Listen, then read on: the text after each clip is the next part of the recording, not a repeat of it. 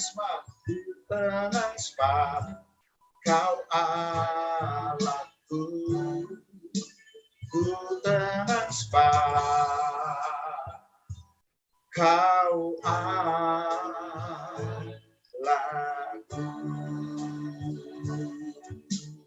Saya serahkan buat hambanya Bapak Pendeta Ferry.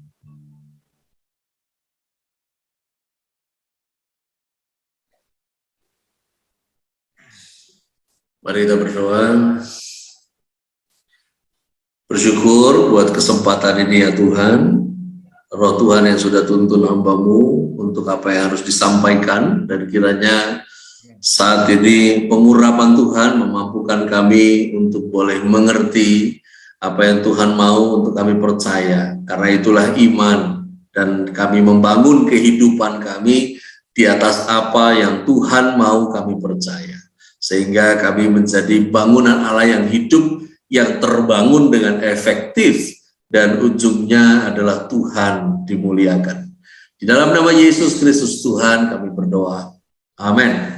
Saya mau pastikan dulu kalau Bapak Ibu materinya bisa terlihat semuanya. Confirm ya, aman, bisa Pak. kelihatan aman ya. Lalu kemudian kalau saya geser bisa kelihatan juga? Aman.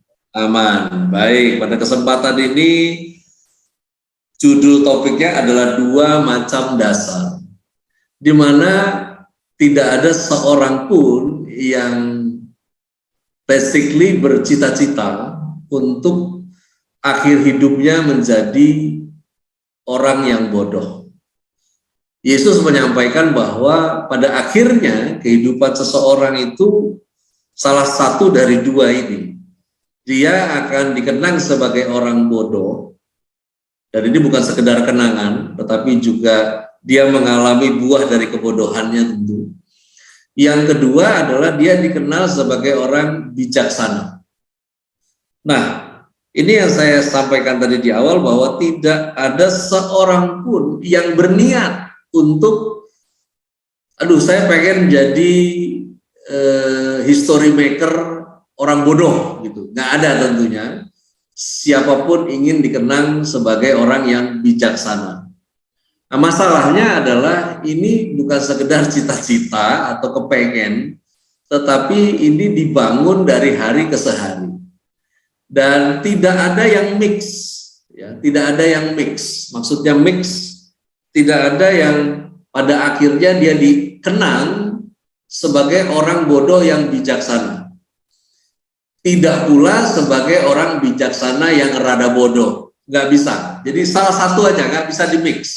Nah, saya akan mulai dari pembelajaran yang Yesus sampaikan mengenai orang bodoh terlebih dahulu, supaya kita mengingat bagian terakhir yang bijaksana. Karena cenderung secara psikologis kita akan mengingat yang terakhir. Nanti kalau sampaikan yang terakhir yang bodoh, nanti akhirnya kita bodoh berjamaah. Jadi lebih baik kita bijaksana bareng-bareng gitu ya. Makanya dibukakan dulu yang bodohnya.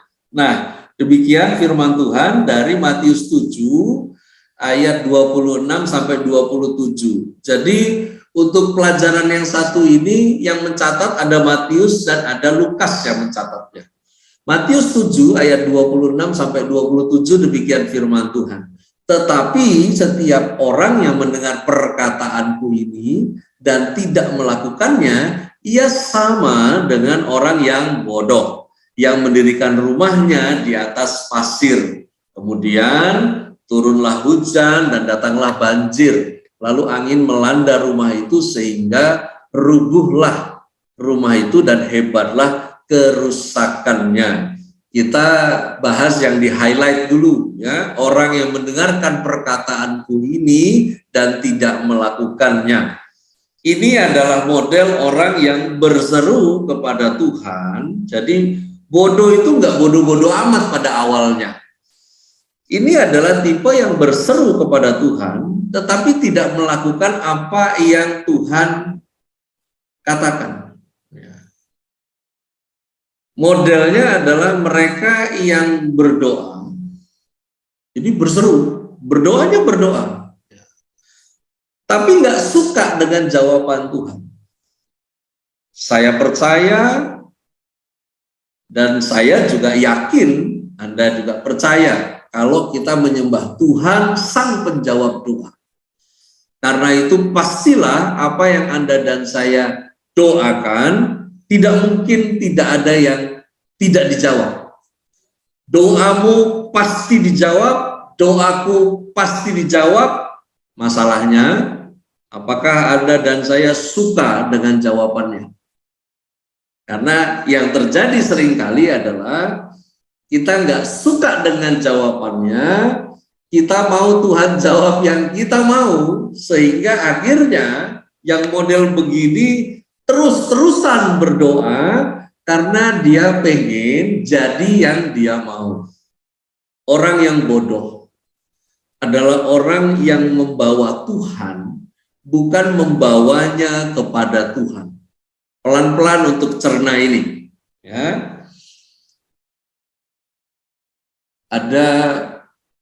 Ada banyak memang lagu pujian yang progres di masa-masa sejak tahun-tahun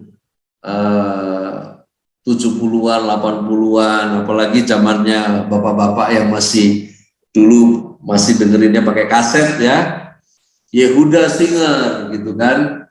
Dengerin side A, side B dari 40 pujian nonstop, ya, nonstop, pokoknya nyetir mobil dari sini sampai Jogja bolak-balik tuh, ya, dengerin. Tahun-tahun itu masih cukup aman nilai teologis dari lirik-lirik yang diciptakan. Memang kalau mau yang paling aman ya Anda buka Kidung Jemaat, itu paling aman teologinya. Ada lagi nyanyian kidung baru, aman teologinya. Ya, apalagi Anda yang GPIB lama-lama itu ada buku yang Dua Sahabat Lama, itu lebih old lagi, lebih aman lagi. Nah memang makin kesini ini makin perlu dicerna baik-baik. Salah satunya seperti yang Tuhan inilah yang ku mau, Kau menjaga hatiku. Kalau Bapak Ibu buka di kitab Amsal, mengubah hati itu kerjaannya Tuhan. Tapi kalau menjaga hati, itu urusannya kamu. Bukan urusannya Tuhan. Jadi bisa bayangkan itu lirik yang begitu indah terdengar, tapi akhirnya salah secara teologis. Karena harusnya kita yang jaga hati, bukan Tuhan yang jaga hati. Nah, ada lagi yang baru-baru ini nih. Kita punya Tuhan yang besar. Tahu dengar lagunya? Aku punya Tuhan yang besar. Sabar dulu nih, ini kayaknya keren. Tapi ntar dulu saya tanya. Kalau kamu pakai celanamu sekarang itu milikmu, berarti kan itu aku punya celana, betul ya? Anda pakai baju yang Anda pakai sekarang bukan minjem, itu kan pakaianmu, berarti aku punya pakaian, benar ya? Pertanyaannya sekarang, kamu milik Tuhan atau Tuhan itu milikmu? Hati-hati. Orang menjadi bodoh karena dia pikir Tuhan milik dia. Yang sesungguhnya adalah kita ini milik Tuhan. Kenapa Anda dan saya nggak perlu khawatir? Karena kita paham kita miliknya. Dan siapa yang jadi miliknya, ya pasti si pemilik memelihara, si pemilik melindungi, si pemilik menjagai. Kan begitu. Jangan anggap enteng ini. Makanya orang itu menjadi bodoh kenapa? Karena dia membawa Tuhan dalam hidupnya, bukan membawa hidupnya kepada Tuhan. Nanti ujung-ujungnya jadi bodoh. Karena dia ngaku percaya, tapi dengan jalan, dia suruh Tuhan yang ngikutin dia. Bukan dia yang ngikutin Tuhan. Maka itu sesungguhnya yang disebut iman, itu bukan tentang apa yang Anda dan saya mau percaya. Iman itu adalah apa yang Tuhan mau Anda dan saya percaya. Itu iman. Nah, yang berikutnya, makanya jangan main iman-imanan, ya. Nah, disebut mendengar perkataanku tapi tidak melakukannya. Yang model begini adalah orang yang senang mempelajari Tuhan, tapi nggak pernah mau mengenal Tuhan. Yang model begini suka mempelajari kebenaran dengan tujuan mencari pembenaran. Nggak pernah dewasa, dan ujung-ujungnya bodoh. Nah, yang berikut dari Lukas 6, ayatnya yang ke-49, akan tetapi barang siapa mendengar perkataanku tapi tidak melakukannya, ya sama dengan orang dirikan rumah di atas tanah tanpa dasar. Ketika banjir melandanya, rumah itu segera rubuh. Hebatlah kerusakannya. Kita klarifikasi pelan-pelan ya, karena Lukas mencatat berbeda dengan Matius mencatat.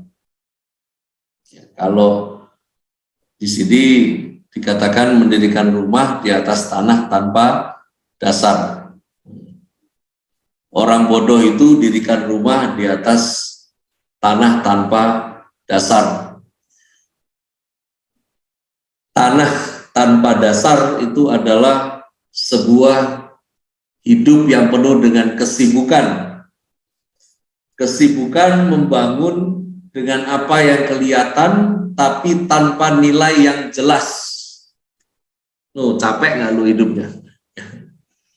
Ini sibuk ngebangun dengan apa yang kelihatan tapi tanpa nilai yang jelas. Makanya tahun 70 kalau ada yang kaya itu disebut hartawan. Kemudian 80-an kaya raya. 90-an jutawan, 2000-an miliarder. Makin kesini makin aneh. Kaya sekarang harus gila. Ya. Padahal gila dan kaya itu harus dipisahkan.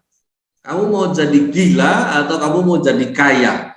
Tapi yang terjadi sekarang, kalau nggak gila, nggak kaya rupanya, makanya muncullah crazy rich. Ya. Kan begitu toh. Ya.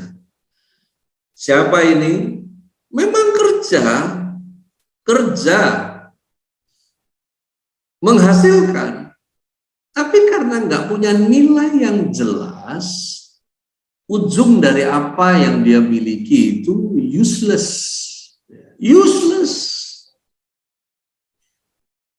Ya, saya catut nama siapa ya? Orang kaya yang salah satunya nyeleneh di Indo ya paling siapa ya? Ada satu yang dari saudara kita dari Muslim itu yang dari Buddhis apa ya, dia jadi Muslim itu masuk Hamka apa ya kalau nggak salah, ya pakai jam tangan juga cuman Seiko gitu ya, yang Seikonya nggak sampai 4 juta ya. Sementara ini kalau mau bicara tentang nilai saudara, karena kesederhanaan hidup itu bukan tampil sok miskin, tapi kesederhanaan hidup itu digerakkan oleh nilai yang akhirnya menjadikan dia mengambil keputusan dengan tujuan yang jelas. Anda beli mobil, itu kan tujuannya untuk mengangkut, ya, mengangkut orang, pindah dari satu tempat ke tempat lain lebih cepat, itu kurang lebih. Ya walaupun nanti mobil tersebut juga ada tipe dan genrenya. Sekarang kan yang ikutan tipe dan genre nggak hanya mobil, tapi sepeda, ya.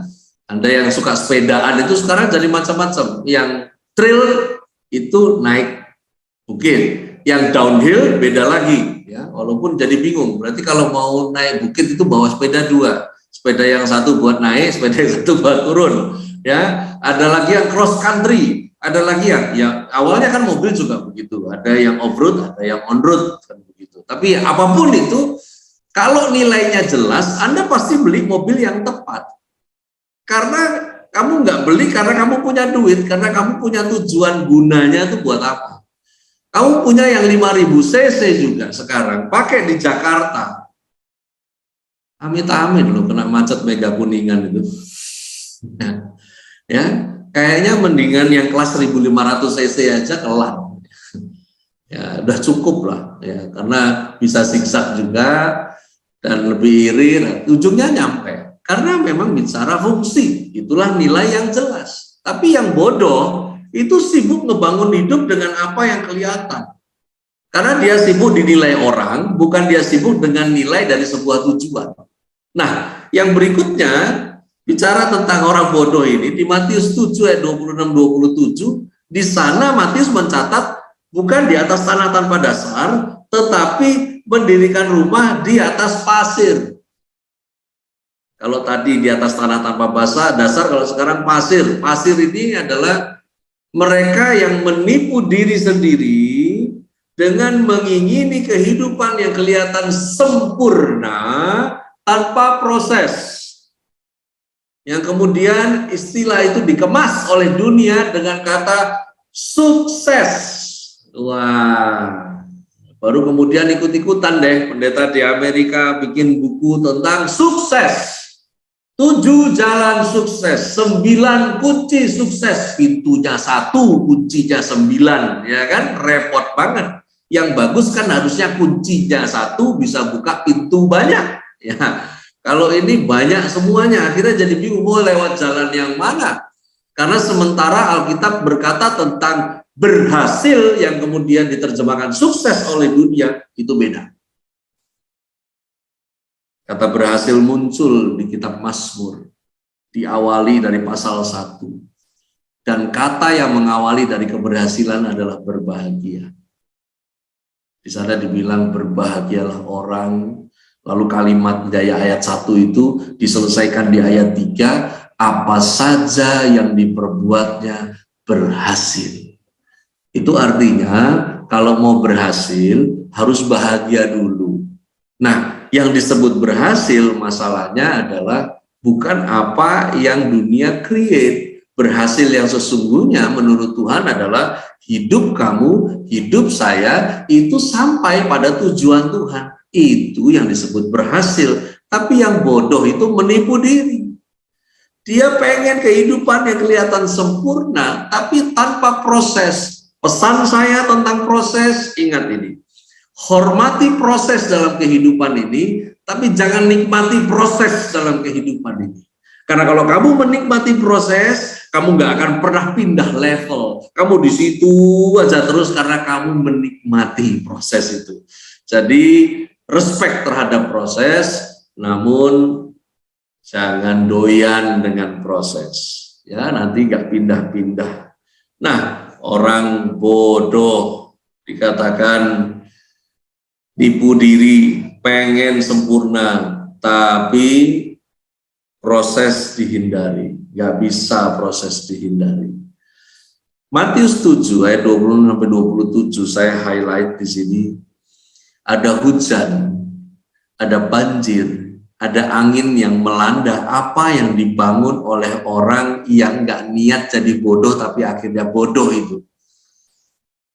Itu rumah rubuh, kerusakannya hebat, dihantam hanya 3 perkara.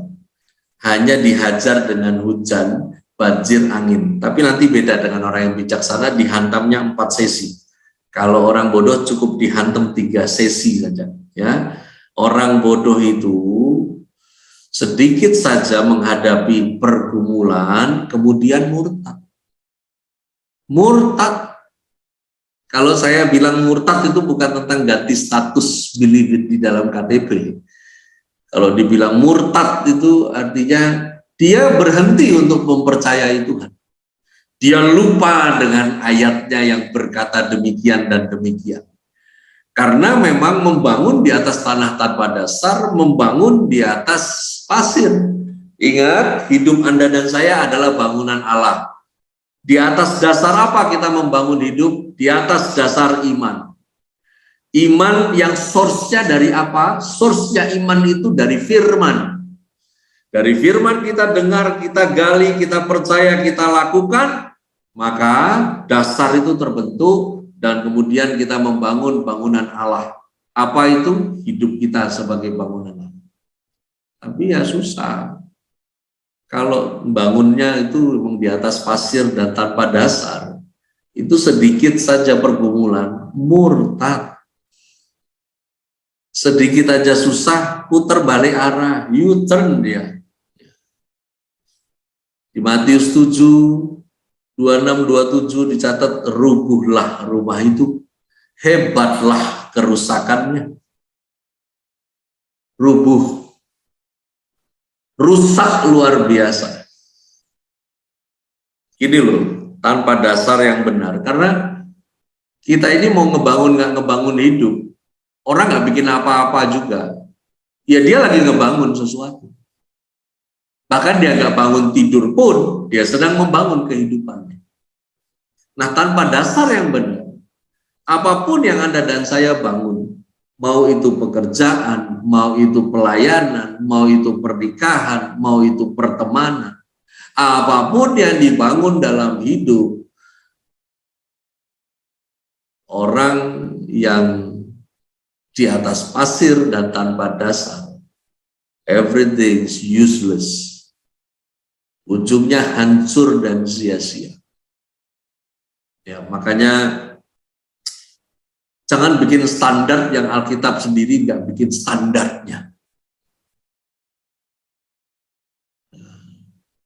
Apa? Anda mau bicara yang mana? Menikah. Anda mau bicara yang mana? Punya anak atau tidak punya anak? Lalu kemudian jadi standar kebahagiaan, nggak bisa. Karena orang menikah juga kalau nggak bangun di atas dasar iman ya nggak bisa. Menikah karena temennya menikah, itu kan rusak. Menikah nggak punya dasar, ngeri. Dia akan jadi psikopat buat anak-anaknya. Mesti paham, kalau enggak repot. Saya sedang menggarap hubungan harmonis dengan para besan, di mana saya melihat besan-besan saya itu nggak happy karena mereka rupanya menganggap anak-anak itu milik mereka. Nah, kalau kamu nggak dibangun di atas dasar firman, kamu nggak nyadar kalau anak-anakmu itu Tuhan punya, yang satu hari nanti akan pergi tinggalkan kamu. Mesti paham. Menikah, istrinya kerja, suaminya kerja, nggak apa-apa. Tapi suaminya kerja ya untuk hidupi keluarganya, hidupi istrinya. Bukan buat joint venture. Istri kerja, suami kerja. Ya gabung-gabung. Kamu lagi bikin kongsi perusahaan atau lagi buka warung? Ya. Saya tanamkan ke menantu-menantu saya yang perempuan. Kamu kerja-kerja aja. Orang tuamu udah kuliahin kamu. Tapi ingat, kalau kamu dapat gaji, gajinya buat kamu, sebagian buat orang tuamu yang nyekolahin kamu. Jangan kasih suamimu, enggak boleh. Enggak usah. Itu urusan suamimu, nanti biayain kamu. Kalau Anda yang enggak setuju, enggak apa-apa. Anda pelit berarti. Anda jadi cowok, jangan pelit. Ya.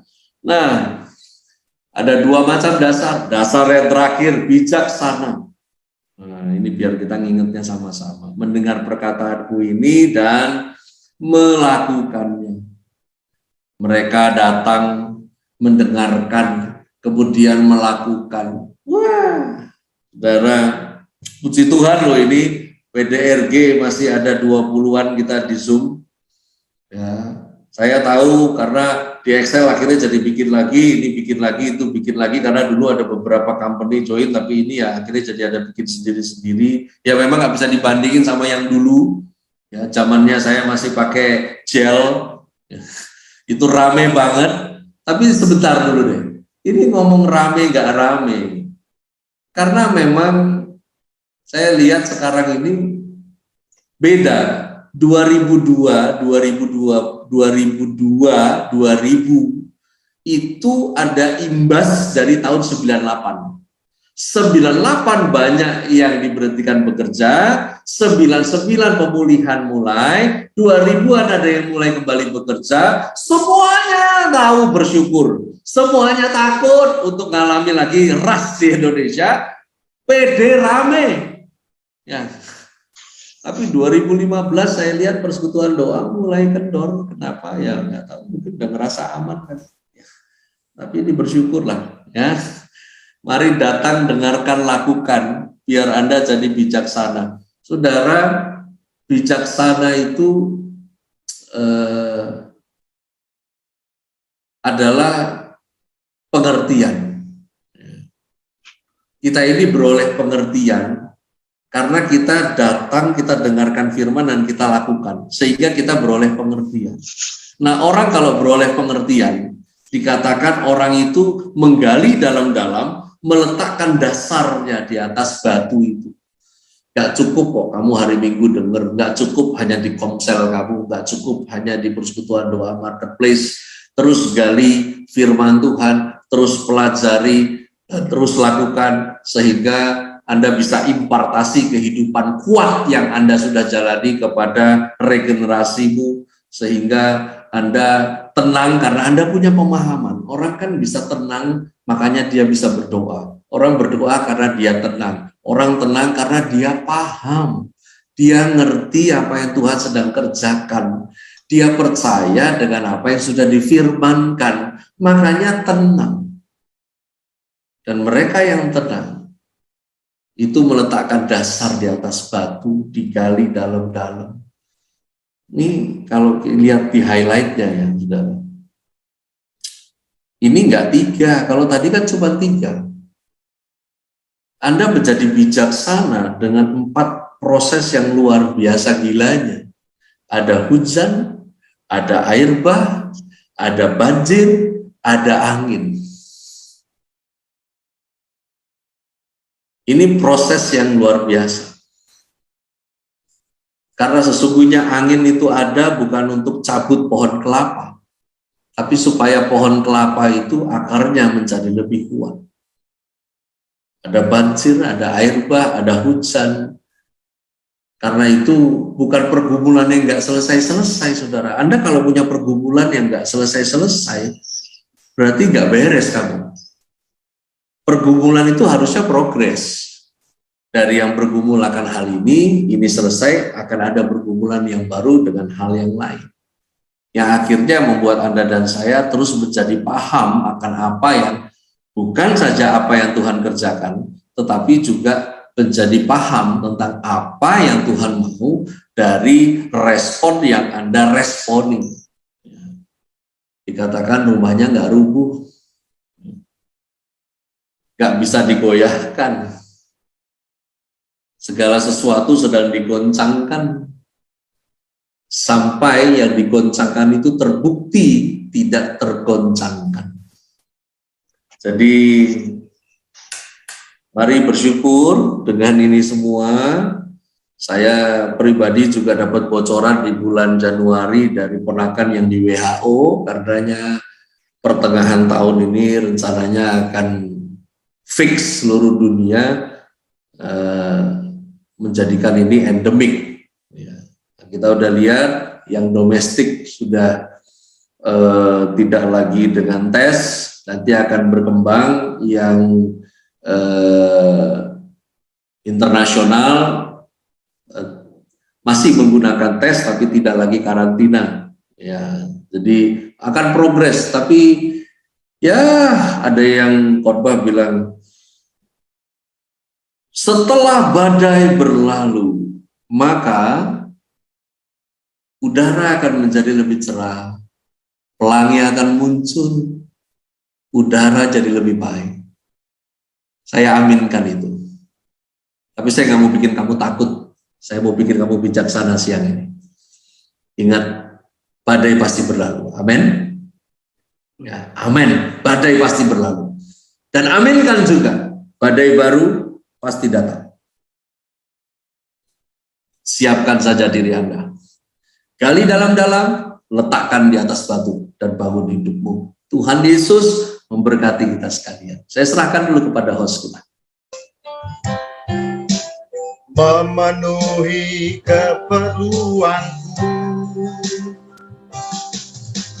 tak pernah ia mengecewakan. Yesusku tak pernah gagal. Segala perkara dapat ku tangguh di dalam Dia yang memberi kekuatan. Tuhan Yesus penolong dan sahabat. Tetap percaya Tuhan setia.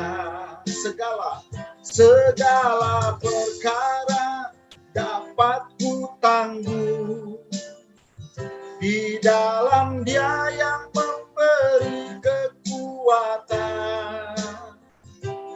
Tuhan Yesus penolong dan sahabat. Tetap percaya Tuhan setia. Tetap percaya Tuhan setia. Saya serahkan buat Bapak Pendeta Ferry. Mari kita bersyafaat bersama-sama, kita berdoa. Kami mengakui ya Tuhan bahwa semua yang baik dalam hidup kami ini terjadi karena Tuhan saja. Karena itu segala hormat, pujian, syukur kembali kepadamu ya Yesus Kristus Tuhan. Tuhan sepakat memperkatakan shalom bagi Indonesia. Diberkati Tuhan bangsa kami.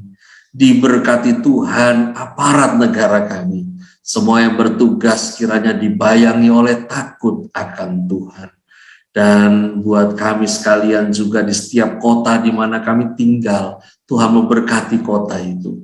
Tuhan memberkati pemimpin kota. Tuhan memberkati pemimpin bangsa. Dan rekan-rekan terkasih, arahkan hatimu kepadanya. Relakan dua tanganmu terangkat dan terimalah berkat Tuhan. Tuhan memberkati engkau dan melindungi engkau. Tuhan menyinarimu dengan wajahnya, memberimu kasih karunia. Tuhan menghadapkan wajahnya kepadamu, memberimu damai sejahtera. Kiranya kasih setia dari Allah Bapa, penyertaan dari Tuhan Yesus Kristus, persekutuan oleh Roh Kudus, menyertai kamu sekalian saat ini, sampai Kristus datang kali yang kedua, bahkan sampai selama-lamanya. Amin. Bapa, terima kasih. Bapa, terima kasih. Bapa di dalam surga, ku berterima kasih. Amin. Haleluya, amin. Tuhan Yesus memberkati kita. Selamat bekerja kembali Bapak Ibu. Mbak Enja ada mau foto? Terima kasih Pastor. Mbak Enja mau foto dulu. Foto open kamera. Semuanya, ya nih. Senyum terbaik. Pak Pendeta, Pak Pendeta, tato aja kasih unjuk. Foto. 1, 2, 3. Oke, thank you.